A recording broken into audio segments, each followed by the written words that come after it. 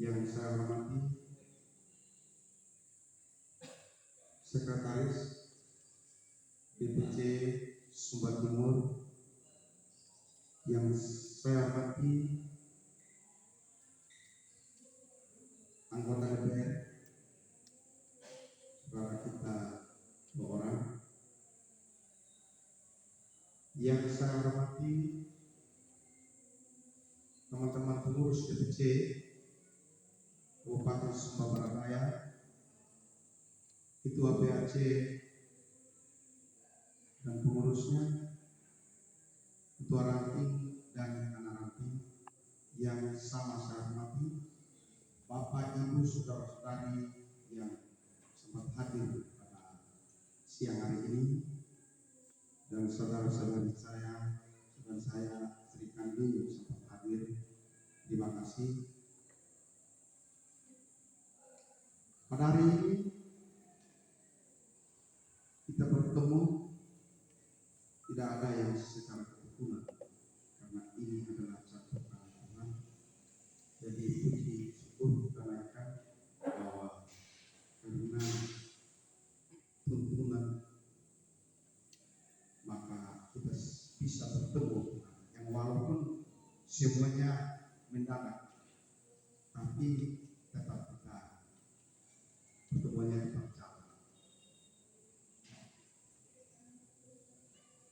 Bapak Ketua DPD, kami mohon maaf sebelumnya karena kami DPC Kabupaten Sumba Barat Daya benar bahwa ada kekeliruan, kami tidak lolos verbal. Tapi ini juga mungkin adalah rencana Tuhan, karena kami selama ini mungkin Hanura itu di Kabupaten Sumba Barat Daya terlalu gas, lupa bahwa ada rel. Nah, akhirnya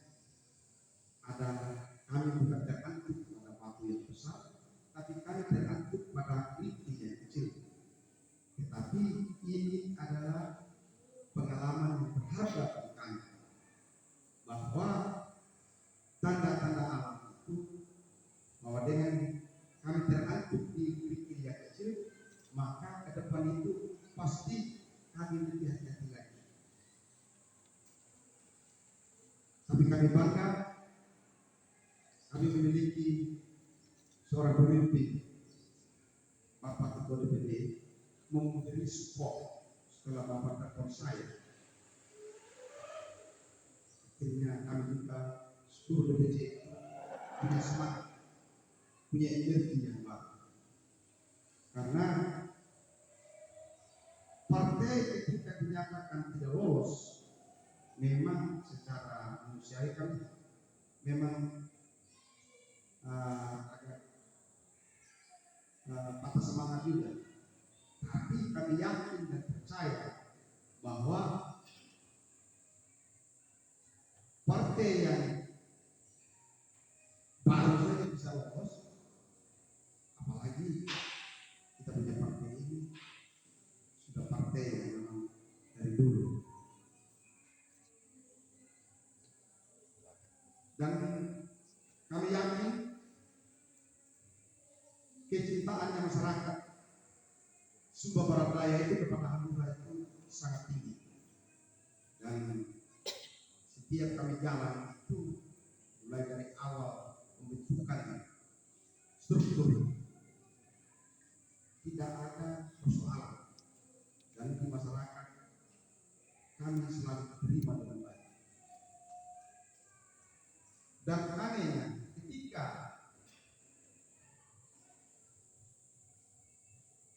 teman-teman yang lain tidak suka partai ini, yang bukan anggota partai, menyatakan atau mereka itu berbicara di masyarakat bahwa Hanura SPD tidak lolos, tapi masih banyak yang datang untuk bergabung. Baik lewat telepon, mereka itu minta untuk bergabung. Jadi ini memang kecintaan masyarakat Sumba Barat itu, bahwa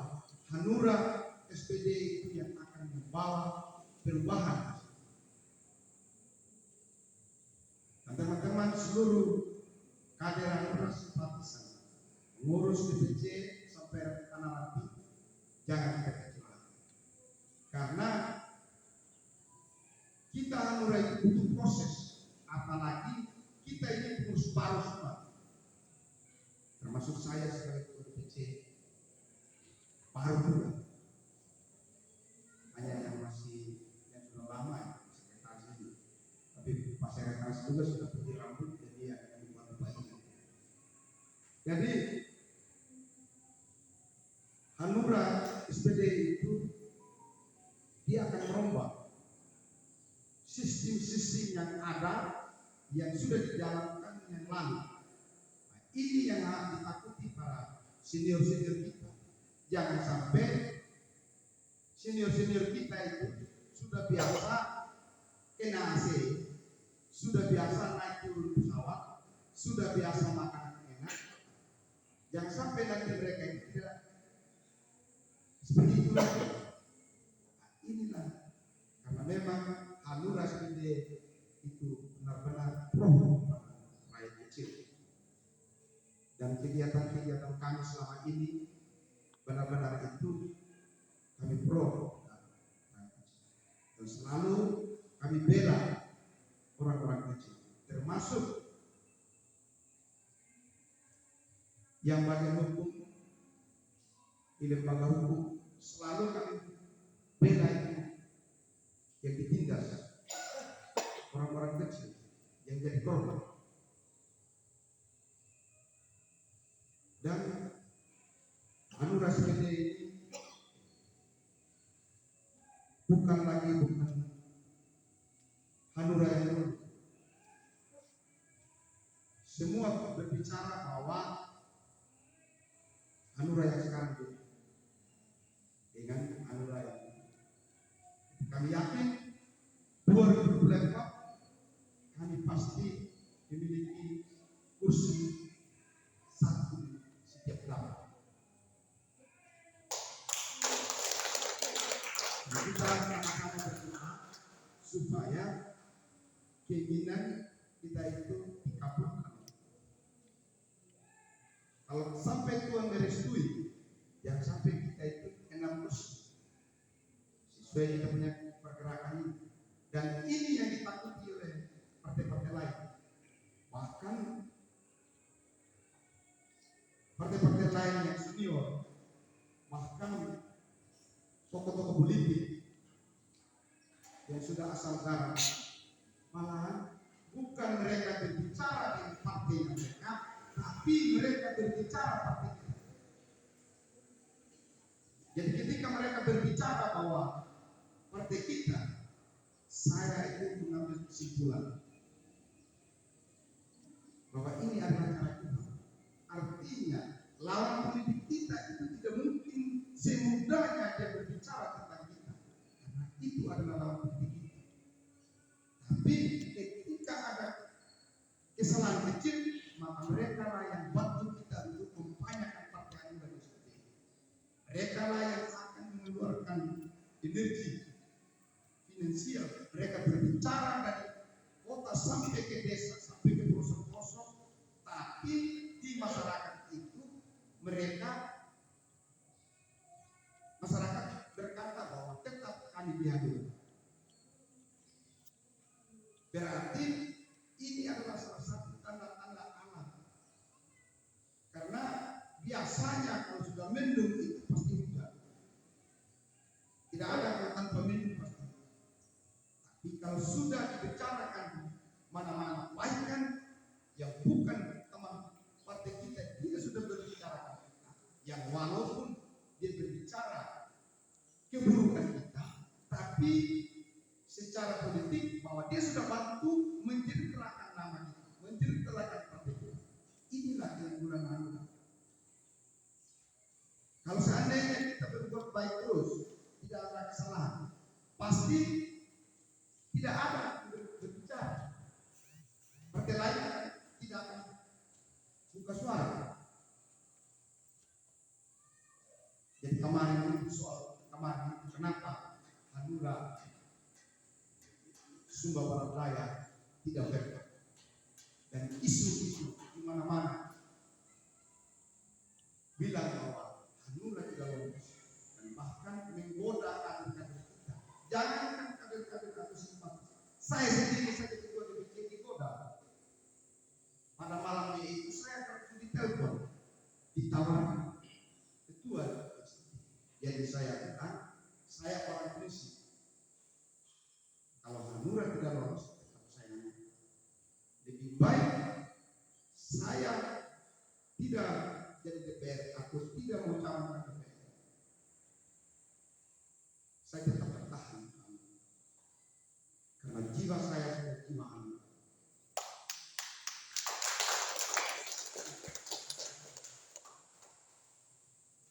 Jadi selama ini Bapak Ketua, tidak ada orang yang berani telepon saya tanya mengenai itu. Tapi mereka hanya berani telepon di kalangan anggota. Dan anggota yang sampaikan ke saya. Jadi saya bilang tidak usah tanya dulu, karena belum finish. Jangan tergoda. Kecuali kalau sudah masuk pada tahap pemilihan, baru kita menyatakan bahwa kita kalah. Ini belum apa-apa, belum kalau ibarat udah belum masuk ke, masih dalam proses pendaftaran. Tapi sudah ada yang mengatakan bahwa Hanura tidak lolos. Itu orang seperti itu yang mau instan, tidak mau proses. Tapi kalau kita harus proses, supaya ketika kita proses disitulah kita menjadi partai yang kuat. Ada yang lain bilang bahwa Hanura itu gagal. Dia lupa pada dirinya sendiri. Ketika dia berbicara tentang kita sampai pada akhir finish itu dia lupa. Jangan sampai dia tidak masuk dia sama sekali, atau dia tidak sampai finish. Jadi mungkin bapak-bapak, tokoh-tokoh masyarakat yang ada pada hari ini, nanti Bapak Ketua diperjelaskan lagi bahwa Hanura itu tetap lolos.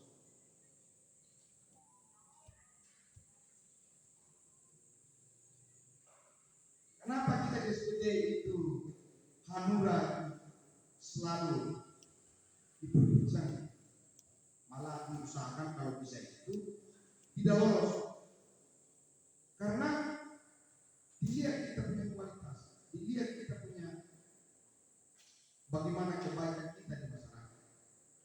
Karena Hanura di SPD dia belum menanam sudah berbuah, sedangkan partai lain sudah panen belum tentu dia berbuah.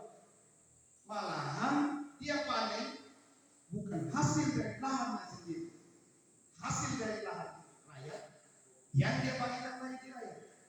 Artinya begitu dia kasih bantuan, dia bilang itu dari saya, itu pembohong. Karena hasil pajak kita itu yang dikasihkan, kita kasihkan ke pemerintah, dan pemerintah itu olah, akhirnya dia keluarkan bantuan. Jadi kalau ada itu yang bilang saya bagikan ke sana, pasang bendera, itu tidak benar. Itu hasil pajak kita. Kalau tidak kita tidak pajak, dia mau ambil di mana? Jadi kadang-kadang itu ada itu fungsinya dia tidak paham. Yang tugasnya birokrasi, malah dia yang tugasnya dia sebagai pengawas, malah dia biar. Kita lihat kita punya tidak pernah mereka pergi pagi taruh lembaran dulu, tidak ada. Kalau ada masih sedang cari. Kecuali mereka itu kalau ada rezeki sedikit, ada orang bagi ya itu hasil jadi payah mereka. Jadi jangan kita selalu dibohongi.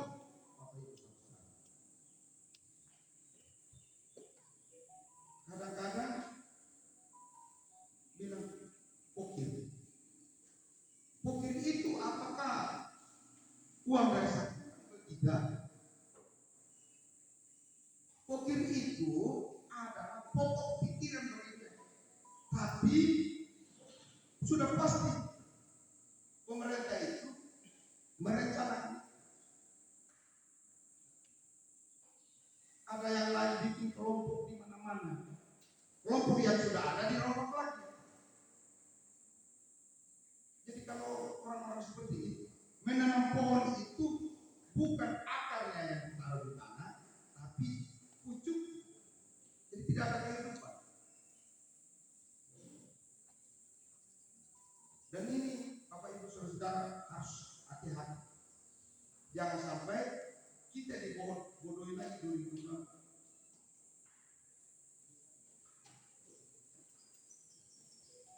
Karena banyak persoalan kita ini. SPD ini bukan kabupaten yang miskin. Kemarin kami sempat berbincang-bincang dengan Pak Dandi. Bukan kabupaten yang miskin, kabupaten yang punya potensi, sumber daya alamnya, sumber daya manusianya sangat mendukung. Tapi kalau manajemennya atau kalau perencanaannya salah, pasti semua salah. Ibarat rumah ini, kalau perencanaannya, fondasinya tidak kuat, dia bodinya atau fisik rumahnya ini dia kuat pasti derek karena dasarnya salah. Perencanaan sudah salah, pasti semua akan salah. Pada akhirnya itu, karena sudah salah, tidak mengakui kesalahan, malah salah perbuatannya. Ini akhirnya ada yang berbuat dilarang, sedangkan dia tidak mau berbuat. Kita rasakan selama ini bahwa kita itu dihalang-halangi. Kenapa? Karena mereka tidak bisa berbuat. Tapi orang yang berbuat dihalangi.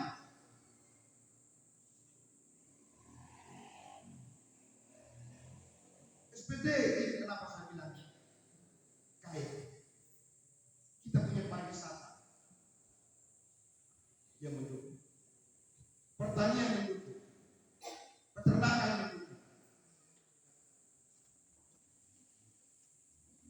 tapi tidak dikelola dengan baik. Jadi 2024 itu kita harus rombak.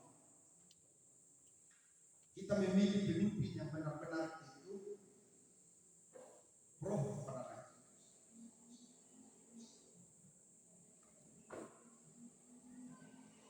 Jadi banyak persoalan-persoalan selama ini hanya mementingkan diri sendiri. Semua dipolitis. Sampai-sampai yang kecil juga dipolitis. Bahkan uang kecil pun diribut. Karena memang bukan saja kita di sini itu banyak manusia rakus, tapi banyak orang miskin. Bukan rakyat yang miskin, tapi pemimpinnya yang miskin, bikin diri miskin.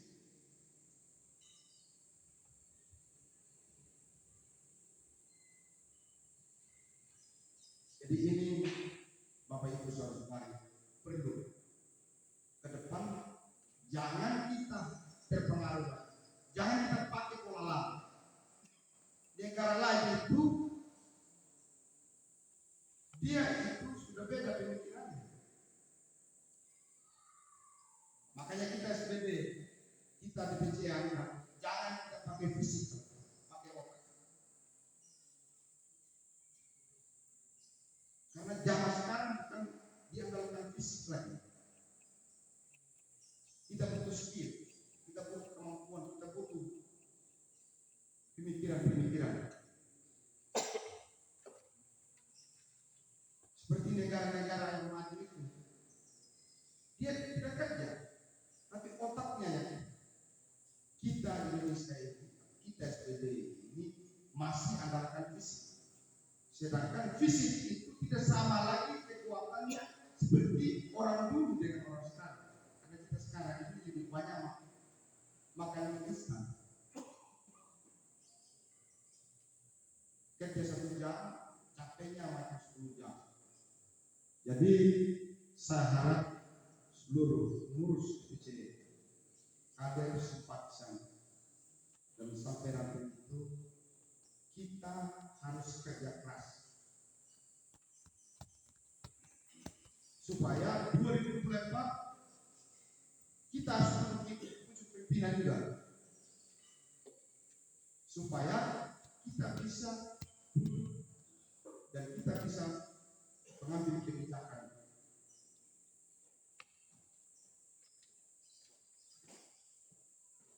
Bapak Ibu, saudara-saudara yang kita, karena jangan bekerja saja, tapi harus berbuat. Kenapa? Karena ketika kalau Tuhan di pihak kita, siapa yang lawan? Dan Tuhan pasti restu. Saya yakin. Karena kerjanya kita itu tulus, ikhlas.